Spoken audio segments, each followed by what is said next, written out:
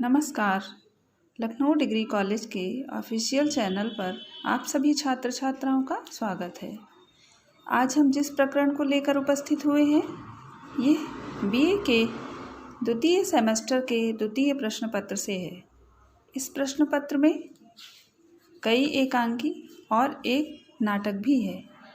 आज हम जिस एकांकी को लेकर आए हैं आपके सामने उसका नाम है रीढ़ की हड्डी। इसके लेखक श्री जगदीश चंद्र माथुर जी हैं। जगदीश चंद्र माथुर जी ने इस एकांकी में दहेज जैसी कुप्रथा पर सवाल उठाया है। इस एकांकी में समाज में लड़की के विवाह की समस्या पर प्रकाश डाला गया है। समाज में लड़की की इतनी दयनीय स्थिति है कि लड़की वाला उसे भेड़ बकरी तथा जड़ वस्तुओं की तरह देखता है। परंतु आज की शिक्षित लड़कियां अपने अधिकारों के प्रति जागृत हो चुकी हैं। अब वे भेड़ बकरियों की तरह बिकना सहन नहीं कर सकती। इसी के साथ ही इस एकांकी का कथानक मैं आपको बताती हूँ। इससे पहले मैं पात्रों के नाम आपको बता दूं। इसमें प्रमुख पात्र हैं उमा, जो कि इस एकांकी की नायिका है। रामस्वरूप उसके पिता हैं। रतन नौकर है।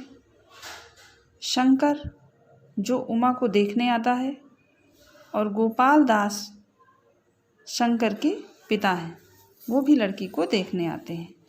तो इसका कथानक इस प्रकार है।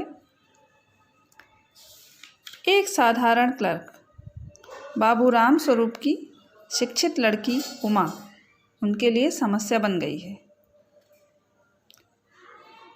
वे प्रयास करके लड़की का संबंध बापू गोपाल प्रसाद के लड़के शंकर से निश्चित करते हैं। पिता पुत्र दोनों उमा को देखने आते हैं। बाबू राम स्वरूप जैसी उनकी स्थिति होती है उसका स्वागत भी करते हैं। उनके लिए लड़के का ब्याह एक कीमती सौदा है जिसे अच्छी कीमत पर वो बेचना चाहते हैं।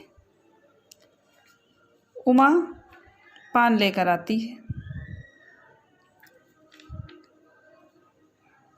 इसके पश्चात बापू गोपाल प्रसाद जो कि लड़के के पिता हैं उमा के कामकाज के विषय में पूछते हैं, जैसे कि उसे सिलना काढ़ना आता है कि नहीं, गाना बजाना आता है कि नहीं।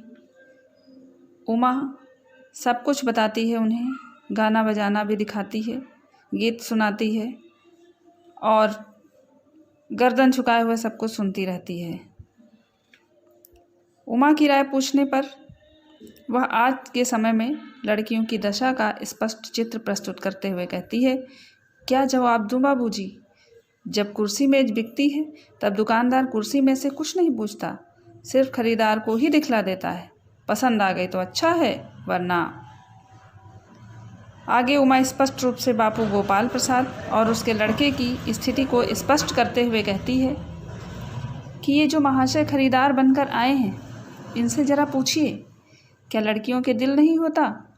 क्या उनके चोट नहीं लगती? क्या वे भेड़ बकरियां हैं जिन्हें कसाई अच्छी तरह देखभाल करके खरीदते हैं? इसके पश्चात उमा शंकर की पोल खोल देती है। वो कहती है, जरा अपने इन साहबजादे से पूछिए कि अभी पिछली फरवरी में ये लड़कियों के हॉस्टल के इर्द गिर्द घूम रहे थे और वहाँ से कैसे भगाए गए, किस तरह नौकरानी के पैरों पड़कर अपना मुंह छिपाकर भागे थे। ऐसा सुनकर बाबू गोपाल प्रसाद अपने लड़के सहित चल देते हैं, किंतु उमा उन पर और व्यंग करती है और कहती है, घर जाकर ज़रा ये भी पता लगाइएगा कि आपके लड़के की रीढ़ की हड्डी है भी कि नहीं। तो इस प्रकार से आधुनिक समाज में कुमारी लड़कियों की विवाह की घृणित प्रथा पर एकांकीकार ने प्रकाश डाला है तथा साथ ही शिक्षा के प्रसार के साथ में नारी जागरण की ओर भी संकेत करता है। अब इस एकांकी का उद्देश्य। रीढ़ की हड्डी जगदीश चंद्र माथुर द्वारा लिखित एक सामाजिक एकांकी है। समाज में नारी की स्थिति और उसका शोषण पूर्ण रूप से माथुर जी ने इसमें दर्शाया है। कोई भी स्त्री विवाह के समय से ही कैसे पुरुष समाज में दबी होती है, इस तथ्य का उल्लेख माथुर जी करते हैं। उमा एक पढ़ी लिखी और सुशिक्षित लड़की होने के बाद भी उसकी अनेक तरह से अग्नि परीक्षा ली जाती है। ये भी एक घृणित कार्य है। जैसे गोपाल दास द्वारा ये कहना कि अरे मर्दों का तो काम है ही पढ़ना और काबिल होना, अगर औरतें भी वही करने लगेंगी, अंग्रेजी अखबार पढ़ने लगेंगी और पॉलिटिक्स वगैरह पर बहस करने लगें, तब तो हो चुकी गृहस्थी। यह बात नारी वर्ग की हीनता और उसके शोषण की पोल खोलता है।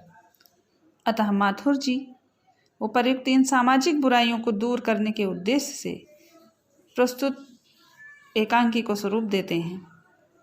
यही इस एकांकी का मूल उद्देश्य है। तो विद्यार्थियों, आपने देखा कि किस तरह से यह कुप्रथा बढ़ती है और लड़कियां जब शिक्षित हो जाती हैं तो वो इस पे प्रश्न चिन्ह लगा सकती हैं। धन्यवाद।